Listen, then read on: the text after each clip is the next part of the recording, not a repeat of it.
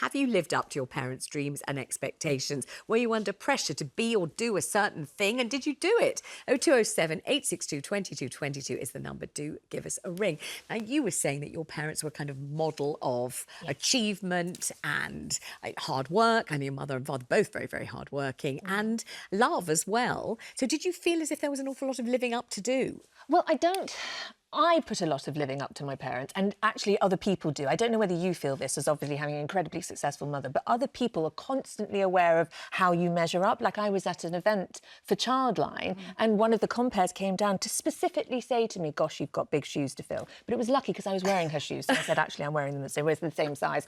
But it just, you know, you are immediately not winning, and you sort of sink into your shoulders and become a teeny tiny. It's a big shadow they cast, a big shadow of success and happiness and joy.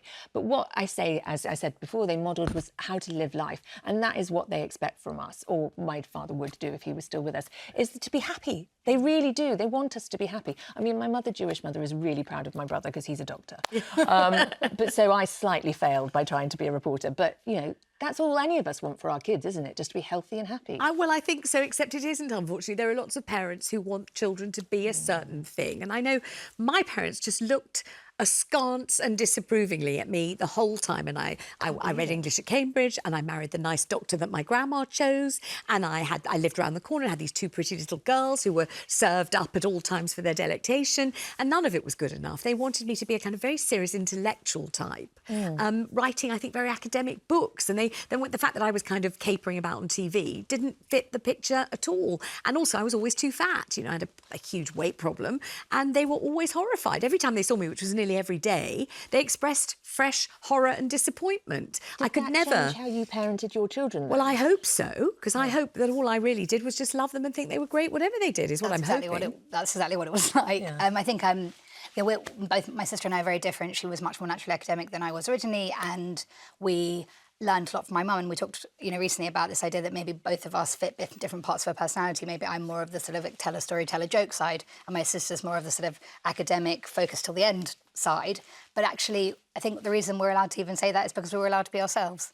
We were allowed to try the things we wanted to as we wanted to do them. She was very, very supportive and available and would always help with the things we were doing. And we were different, and that was okay already. The fact that we were different to her and different to each other was okay, and that's how I've ended up here doing something that I don't think anyone thought I would do, and it's because of the support that I've had from my mum that I've been able to do everything that I wanted to. Look, end of term parenting report, you got an A star. That's very kind of you to say, but I mean, I never did feel with either of them that I wished to push them. Really in any direction. I didn't want to push them down a particular path. I thought Saskia might leave school at 16 and I would have been perfectly happy if she had, because I think she would have done really well whatever she did. In the end, she did stay and she did go to university, but it wasn't because of me. In fact, it was the opposite of that. Because I thought she'd be really good in business. I'm a grafter.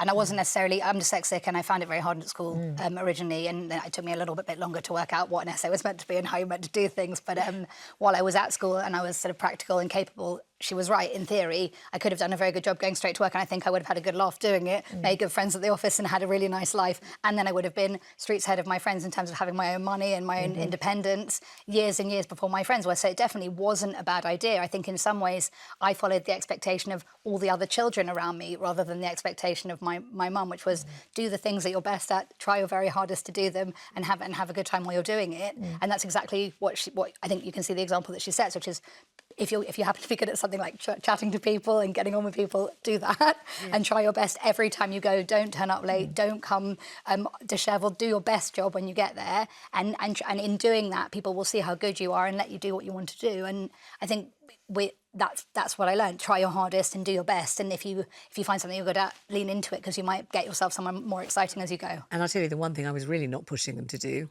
get married. Yeah. Because I felt the burden of my parents shoving me down the aisle almost from birth. I mean, I really mean it. I'm not exaggerating. Who are you getting married to? When are you getting married? When are you getting engaged? Who's going to marry you? All of that kind of a thing.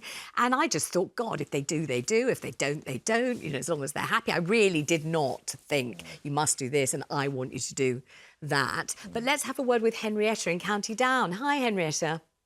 Hello. It's very interesting to hear from you. You're all very intellectual, very hardworking. But I love her. You're very lovely. We love you. I would take the other view. Be careful what you wish for.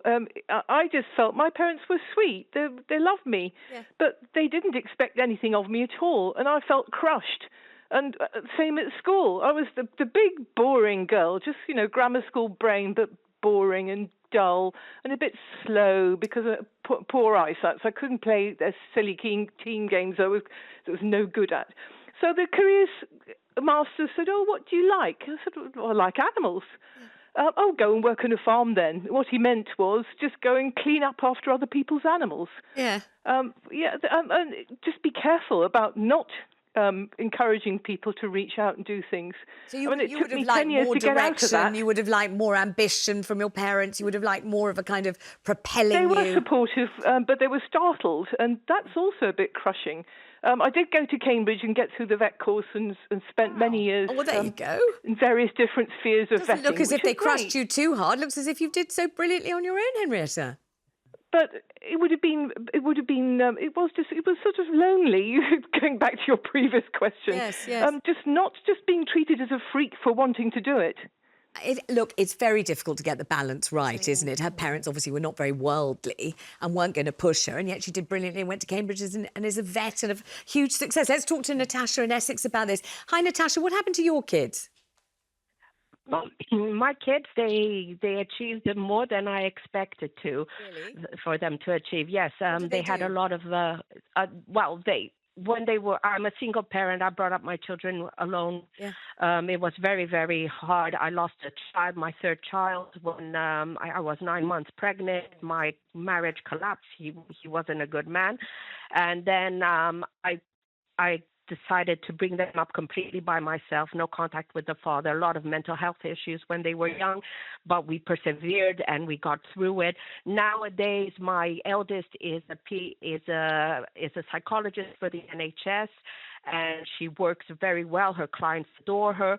My 24-year-old is going to give birth in May, and she works as HR for doing grievances, and they both already bought their own property, and they're independent. God, that's even more impressive. That's pretty amazing. Wow. And I am so happy because I managed to fulfill this by myself. I'm not surprised you're happy, and I'm sure you're very proud as well. Do you feel that you were kind of piloting them along, or did you just encourage them sort of quietly from the sidelines? I did what my parents did to me. I wasn't very successful at school. I hated school. But my parents, as a good Jewish parents, school is very important. So I went to university. I did what they wanted. Then I said, okay, now I'm traveling. I'm going to do what I want, which I came to the UK 33 years ago.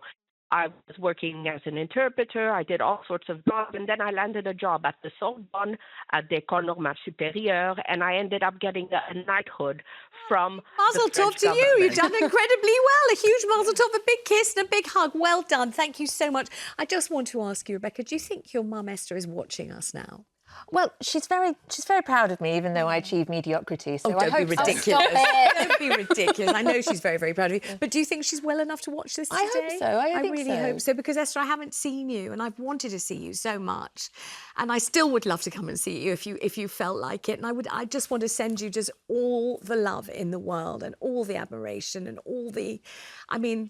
everything I could possibly send you from my heart. I really do want to send you. So I really do hope you are watching this, and I miss you terribly, and I think you're just an amazing person. So all my love, my darling. Thank you so much to Rebecca for coming in, to Saskia on her birthday, which is fantastic. And we're going somewhere now and you don't know where. No idea. On a magical mystery tour.